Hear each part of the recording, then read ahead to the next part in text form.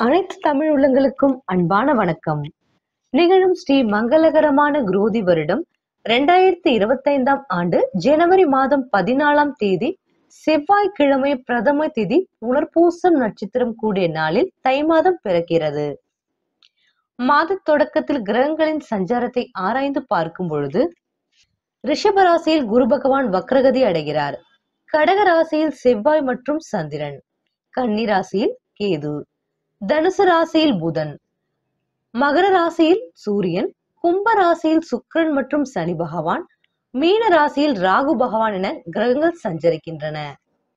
தட்சிணாயனம் எனப்படும் தேவர்கள் உலகங்களில் 6 மாத இரவு காலம் முடிந்து உத்தரயாணம் எனப்படும் பகல் பொழுது ஆரம்பமாகும் மாதமே மகர மாதம் எனவும் தை மாதம் எனவும் பூஜிக்கப்படுகிறது.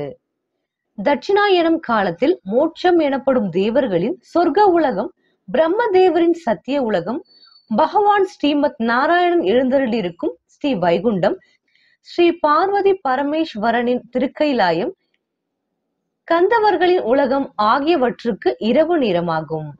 6 மாத இரவு காலம் முடிந்து பகல் ஆரம்பமாகும் தினமே தை மாதம் பிறப்பாகும். இதனையே உத்தராயண புண்ணிய காலம் எனவும் மகர சங்கராந்தி எனவும் பூஜிக்கிறோம். நமக்கு ஆரோக்கியத்தையும் ஏராளமான பல நன்மைகளையும் அள்ளித்தள்ளும் சூரிய பகவானையும் பொங்கல் தினத்தன்று பூஜித்து வருகிறோம். மகத்தான தெய்வீக பெருமை பெற்ற இந்த தை மாதத்தில் கொண்டாடப்படும் முக்கிய தினங்களை இனி பார்ப்போம். தை 1 14/1/2025 பொங்கல் பண்டிகை. தை மாதம் 2 15/1/2025 மாட்டு பொங்கல். மாட்டு பொங்கல் என்றால் என்ன? பசுக்களையும் கன்றுகளையும் காளைகளையும் நீராட்டி அலங்கரித்து பூஜிக்க வேண்டிய புண்ணிய தினம். தை 3 16/1/2025 காணும் பொங்கல். பெரியோர்கள் உறவினர்கள் ஆகியோர்களின் ஆசீர்வாதங்களை பெறுதல். தை 5 செவ்வாய் மிதுன ராசிக்கு பெயர்ச்சியாகிறார். தை 6 புதன் மகர ராசிக்கு பெயர்ச்சியாகிறார்.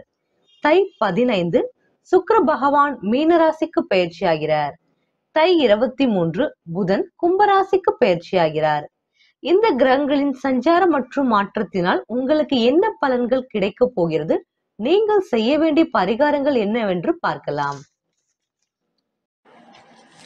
துலாம் ராசி அன்பர்களே, தை மாத ராசி பலன்களை பார்க்கலாம். தொழிலில் புதியதொரு மாற்றத்தை கொண்டு வருவீர்கள். சிறிய அளவு முயற்சியில் பெரிய அளவுக்கு லாபம் கிடைக்கும். உறவினர்கள் மத்தியில் செல்வாக்கு கூடும். தாய் வழி உறவுகளுடன் உறவு பலப்படும். அரைகுறையாக நின்ற வீட்டை கட்டி முடிப்பீர்கள். கம்பீரமாக பேசுவீர்கள். குழந்தை பாக்கியம் இல்லாதவர்களுக்கு குழந்தை பாக்கியம் கிடைக்கும். பெற்றோர் விஷயத்தில் சிறிது மருத்துவ செலவுகள் ஏற்படும். குலதெய்வ வழிபாட்டையும் செய்வீர்கள். அவர்களும் உங்கள் பேச்சுக்கு மதிப்பு கொடுப்பார்கள். அவர்களிடம் கண்டிப்பு காட்டாமல் தோழமையாக பேசுவீர்கள். சிலர் குழந்தைகளை வெளியூர் வெளிநாடுகளுக்கு அனுப்பி படிக்க வைப்பீர்கள். எதிர்மறை எண்ணங்கள் கொண்டவர்களை ஒதுக்கி வைத்து விடுவீர்கள். மனவளம் உடல்வளம் இரண்டும் சீராக யோகா பிராணாயம் போன்றவற்றை கற்றுக்கொள்வீர்கள். பொருளாதாரம் சிறப்பாக இருக்கும். அசையும் அசையா சொத்துக்களை வாங்குவீர்கள். பழைய கடன்களை அடைத்து விடுவீர்கள். உடன் பிறந்தோருக்கு திருமணம் கைகூடும். வழக்கு விஷயங்களில் அலட்சியம் காட்டாமல் முன்னெச்சரிக்கையுடன் இருப்பீர்கள். வழக்கறிஞரையும் மாற்றுவீர்கள். பழைய நண்பர்களை சந்திப்பீர்கள். எதிர்த்து பேசியவர்கள் வலிய வந்து ஆதரவாக பேசுவார்கள்.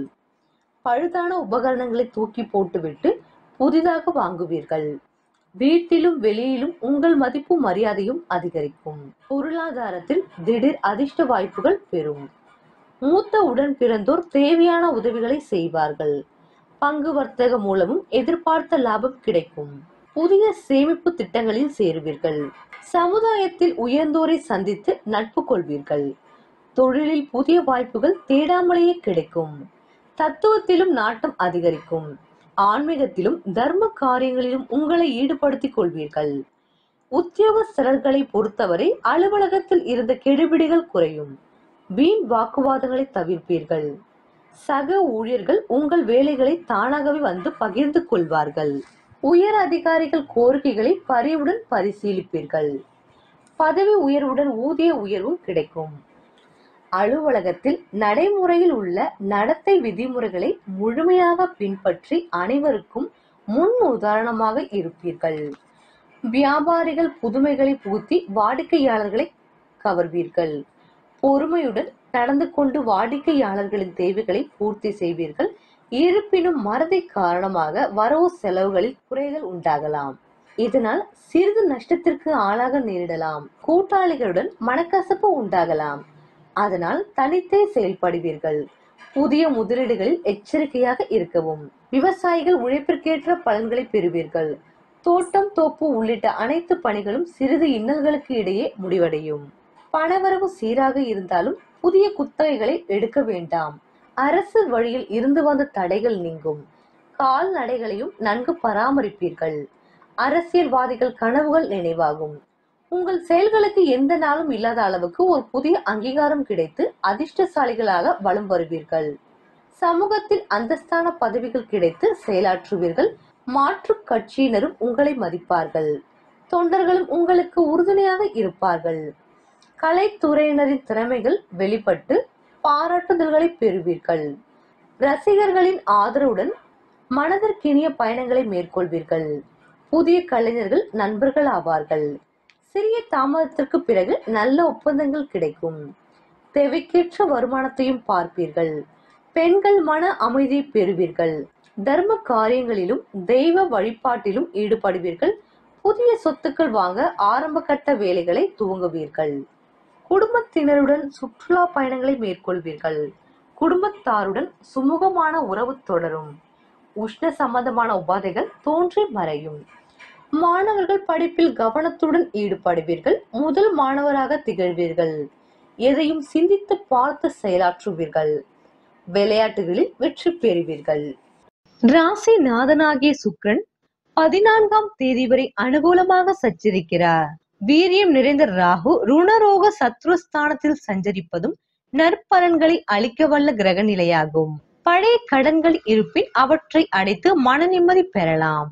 அஷ்டம ராசியில் குரு பகவான் நிலை கொண்டுள்ளதால் அடிக்கடி ஏதாவது ஒரு குடும்ப பிரச்சனை கவலை அளிக்கும். திருமண முயற்சிகளில் வரன் அமைவது சற்று கடினமே. இத்தகைய கிரக அமைப்புகள் உள்ள போது கூடிய வரையில் விவாக சம்பந்தமான முயற்சிகளை ஒத்தி போடுவது நல்லது. சனி பகவானின் சஞ்சார நிலையினால் குழந்தைகளின் கல்வி பற்றிய கவலை மனதை அரிக்கும். நெருங்கிய உறவினர்களிடையே ஒற்றுமை பாதிக்கப்படும். மறைமுக பேச்சுக்கள் மனதில் வேதனையை ஏற்படுத்தும்.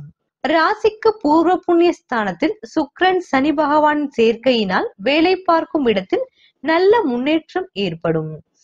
இருப்பினும் வேலை சுமையும் பொறுப்புகளும் சக்திக்கு மீறியதாக இருக்கும். நிர்வாகத்தினர் மீது அதிருப்தி ஏற்படும். சக ஊழியர்களின் மறைமுக பேச்சுக்களினால் மனதில் வேதனை ஏற்படும். துலாம் ராசி அன்பர்களே, உங்களுக்காக வியாழக்கிழமைகளில் மாலையில் பிரதோஷ காலத்தில் மாலை 5:30 முதல் 7 மணி வரை தீபம் ஒன்று வீட்டிலோ அல்லது அருகில் உள்ள திருக்கோயில் ஒன்றிலோ ஏற்றுவது மிக சிறந்த பரிகாரமாகும். ஒவ்வொரு துளி நெய் அல்லது நல்லெண்ணெய்க்கும் உள்ள பரிகார சக்தி மகத்தானது.